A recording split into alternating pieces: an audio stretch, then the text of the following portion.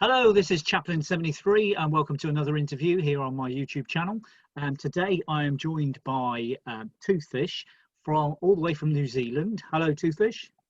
Kia ora. And I will be asking him some questions because he's another artist, like the previous artists I've interviewed, who is involved in the inaugural Instagram International Street Paste-Up Biennial in Broken Hill, Australia. So I will fire on with the questions. As a paste-up artist, your work is seen by many people going about their daily business. In that context, do you think art can change the world? And if so, in what way? Well, I guess I wouldn't go to all the trouble of putting up posters if I didn't think they were going to have some impact.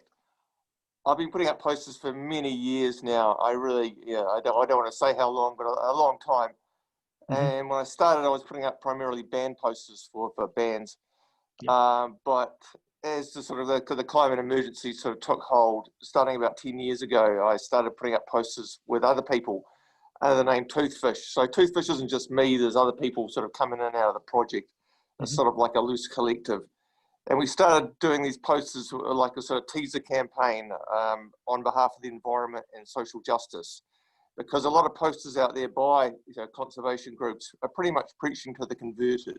Mm-hmm. So having a bit of an advertising background, we sort of scratched our heads and thought, well, how can we sort of reach those people who are so undecided? So we thought like a long-running teaser campaign might be the way to go.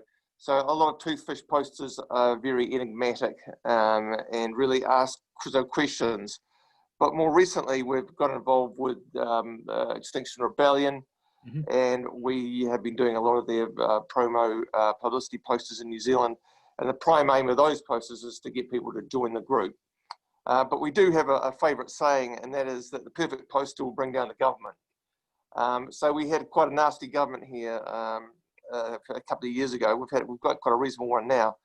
And we sort of went to war with that government, and there was a series of posters. A lot of our posters are very much local political things, so they're not comprehensible to outsiders. Others are much more understandable by everyone around the world, but some of them are local. So yeah, we went to war with the previous Prime Minister. And so our posters have many aims, but the main aim at the moment is to get people to become proactive and join the conservation movement and get proactive about fighting climate change.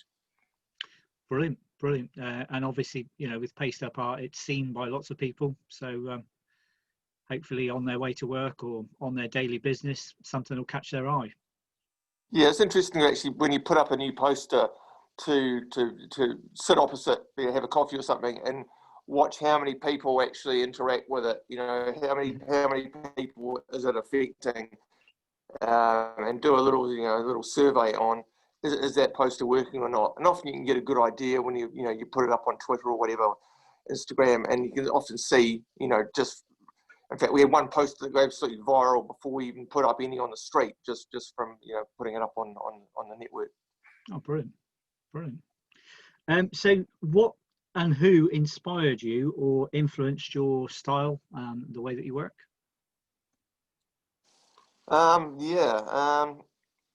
It's a hard one. I'm an old guy, been around for a while, so a lot of different influences, but I guess the main influence would be when I was young. I used to live in London, and I used to go down to Portobello Road a lot and collect old etchings, particularly around animals.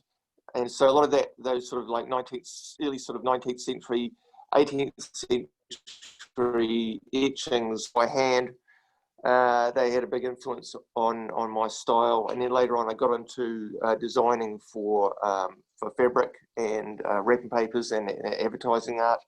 Mm-hmm. And I found that sort of hardline style and the sort of pointillism that I used sort of really worked across those mediums.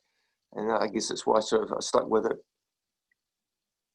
Ideal. Brilliant. Yeah, I mean, I've spoken to quite a few people who have ended up doing paste-ups after working in marketing and advertising and stuff. So.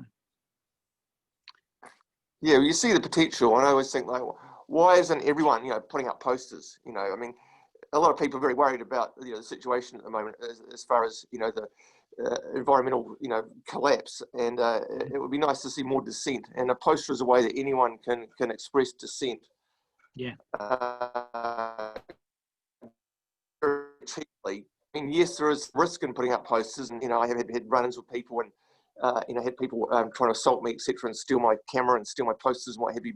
But generally, if you put up posters, there's not too much risk involved, and it's very cheap. Yeah, it's a great cheap way of getting a message out, isn't it? It is. And it's quite an old way of doing things. And obviously, when I was younger, we used to see a lot of banned posters up on disused buildings, and yeah, it's good to see it coming back. I mean, I have a problem with a lot of today's posters, in that they're done by people who are only familiar with Photoshop and InDesign, and the posters are a dog's breakfast. They're throwing the kitchen sink at it, whereas our approach is sort of less is more approach. If you can use one word, use one word. If you can use one color, use one color. Just cut it down to the absolute basics. Mm-hmm. Yeah. And also, black and white is just it's just so much cheaper. We used to do color posters, but the prices have just got way too high. When we first started, in fact, we were screen printing our own posters, but it got too labor intensive doing the runs that we were doing. Mm-hmm. Yeah, and printing is all digital now, isn't it? It's Yeah, and people wouldn't appreciate either that they were hand screen printed. You do a hand screen print, and people don't appreciate it because they're just so used to digital. Yeah. So what advice would you give to new artists if you asked to give some advice? What advice were you given when you started that you either wish you'd taken or you wish you hadn't taken? Look, when I was young, the advice was, my parents were scientists, and I was told to become a scientist. And although I really enjoyed art and I did well at art at school, I was really pushed into doing science. And I've always sort of regretted that I didn't actually, have any sort of formal art training.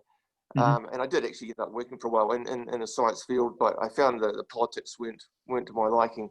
Yeah. And so, got out of it in my sort of late 20s, and went down the arts route. And so I guess I'd advise anyone thinking about being an artist is burn your bridges, so you've got no way back.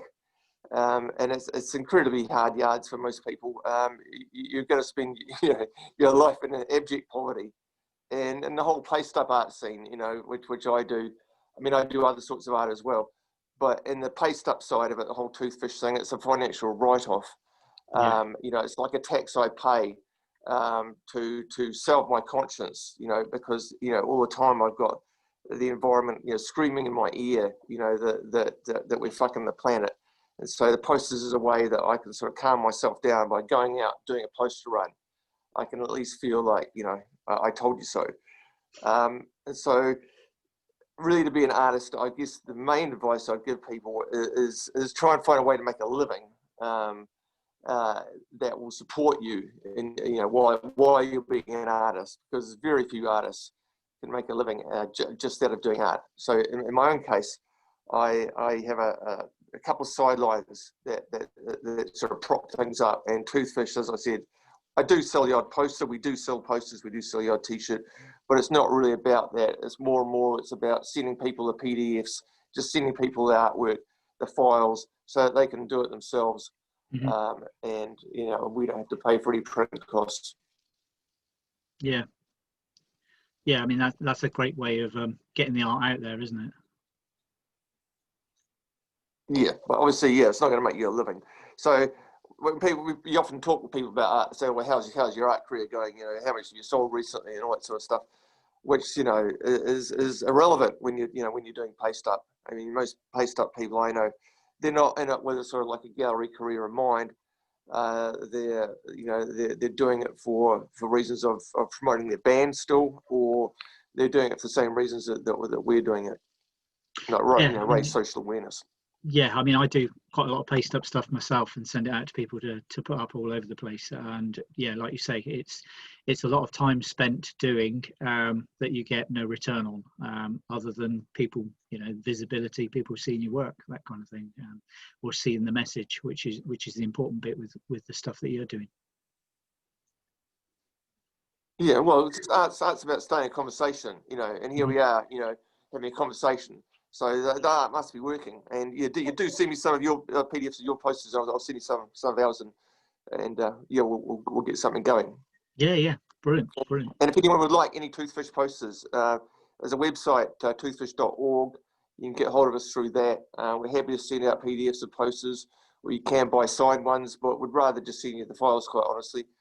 Yeah. And so there's the colour posters, which are sort of like the teaser campaign, and then there's sort of the more recent ones, which are basically, trying to encourage people to join Extinction Rebellion. Mm-hmm. Well, when I upload this video, I will put a link underneath to your website and everything anyway, so people will just be able to click below this That'd be video. great. Yeah, awesome. I do. So what's in store for the future? Do you have any planned future projects you could share with us? Well, your one project is, so recently we had the elections in New Zealand, the general election.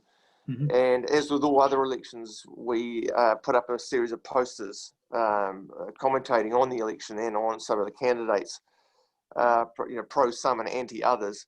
And the way the election legislation is worded in New Zealand now, they would like to take you to court in the lead up to election. There's a couple of months where if you put up any sort of electoral advertising that isn't sanctioned by the Electoral Commission, they will start sending you threatening emails and threaten to charge you, even though it's in our mind and other people's minds, is legitimate political satire. You Mm-hmm. put out a post, satirizing a politician. You shouldn't be threatened to being taken to court for that. So we very nearly got taken to court this year, and we've had a lot of threats in the past, and we've also been threatened by local politicians.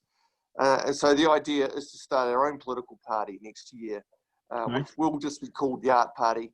And it will be a New Zealand party that is based solely around art and the promotion of art. And the object will be basically for, like Toothfish, for different artists to hide under that name, so they don't need to sort of ruin their own art career by doing contentious work. So that's why we started Toothfish, really, so we could, keep our nice day job and not ruin it by exposing ourselves as the incredibly liberal left-wing anarchists that we are. And so hopefully the Art Party will do the same, that people can do subversive art and just call it, hey, it's an Art Party project. But also we'll raise funds, and you can actually get funds from the government once you're a legitimate registered party, and we'll use those to advertise with at election time and just really sort of try, up the levels of political satire and up the levels of art on the street. And so there'll be no policies except for art. There'll be no leaders. Any artist that wants to join can join. So that's something we'll try and get good at it for 10 years now. So it's about time we did it. That sounds like a great idea. It's a brilliant way of getting around the laws that say that you can't do it. Yeah. As soon as you start a political party, you can put up with it you want. It's actually quite ridiculous. Yeah, it does sound it. I mean, we have ridiculous things in this country where we have people with like buckets on their head standing for election and stuff. So yeah, Mr. Buckethead, yeah. Yeah. So we don't have enough of that sort of thing in New Zealand. Actually, we need a bit more of that. Yeah, and we've got a group of artists over here called Led by Donkeys. I'm sure you've seen their work, which no. Oh, they're amazing. Definitely worth checking out. I'll send you a link. But please do. They all the way through the election campaign, put up tweets of what people have said previously about Brexit and what they're saying now and how it contradicts and stuff, but putting them up on billboards as though they're official advertising. So yeah. Excellent. Yeah, look forward to it. Well, it's been great talking to you, and thanks for taking the time. I appreciate it's very early over there in New Zealand. No problem.